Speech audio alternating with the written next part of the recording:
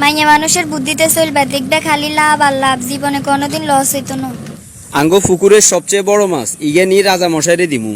রাজা মশাই আমনের লাই আঙ্গো পুকুরের সবচেয়ে বড় মাছ গাইনছি, যদি রাখেন খুশি হইতাম। অবশ্যই রাখুম, মাছ তো আর খুব প্রিয়, আর তোর মাছগাও মাশাল্লাহ দেখতে খুব আকর্ষণীয়। তোর উপর আমি খুশি হইছি। এলো 10,000 টাকা বকশিস, এটা লই বাড়ির যা। জি জাহাপনা, মহারাজের জয় হোক। এই তোর কি মাথা খারাপ হয়ে গেছে নি? রানী, তুই এরকম করো আরো কিল্লাই? সামান্য এগে মাছের লাই তুমি 10,000 টাকা দিয়ে ধরো। এরকম যদি খরচ করতে থাকো তাহলে তো আঙ্গো এই রাজ্যে বেশি দিন টিকে থাকতো না। অন তুই কও, আমি কিতাম। ওই গরিব জেলেরে মাছিকে হিরে দিতে এগুন লইল। এটা তুই কি কইলে? রাজারা একবার যেটা মুক্তি বাইর করে এটা আর ফিরাই লয় না। তোর বুদ্ধি ধরি চললে তো আই রাজ্য সারি বনবাসে যাইতে হইব। শুনো, এমন একখান বুদ্ধি দিমু তোরে, ওই জেলে মাছ লই যাব, তোরে টাকাও ফেরত দিয়ে দেবো। কি এমন বুদ্ধি তোর মাথাতে আইছে কসাই?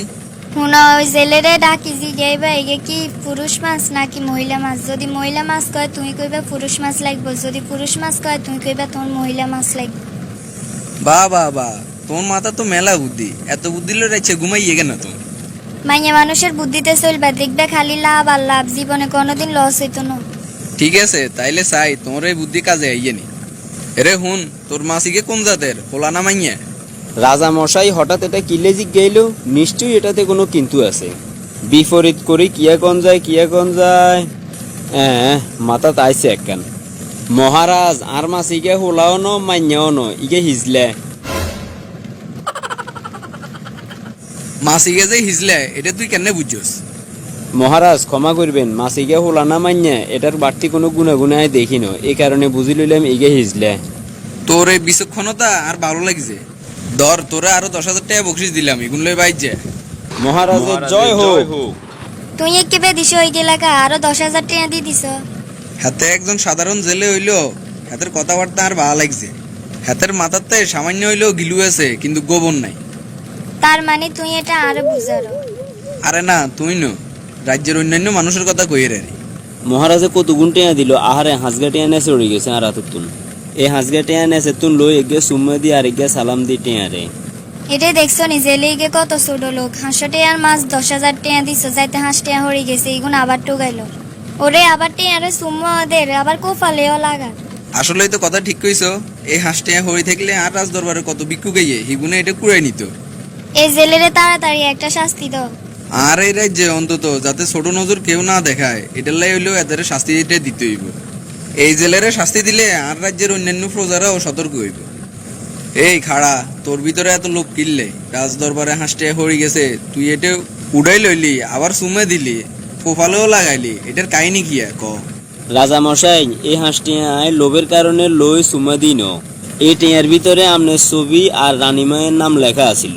এই টেয়া যদি নেচে হরি থাকে কারো না কারো জুতার তলে হইব, পরে আমনে আর রানীমায়ের মানিজ্যত হানি হইব। এই কারণে আই নেচে তুন লই আর নেগো সম্মানার্থে টেয়ানেরে এগে সুমা দিছি, কপালে লাগাই সালাম করছি। এটা কি আর অপরাধ হয়েছে নি কন চাই?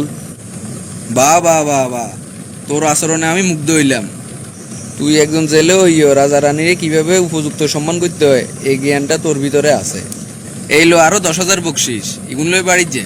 মহারাজের জয় হোক। ঘটনা কি আর দেখি কোনো বুদ্ধি এ কামে আইয়েন না, যেটাই কই এটা দেখি আরো উল্টে বিপরীত হয়।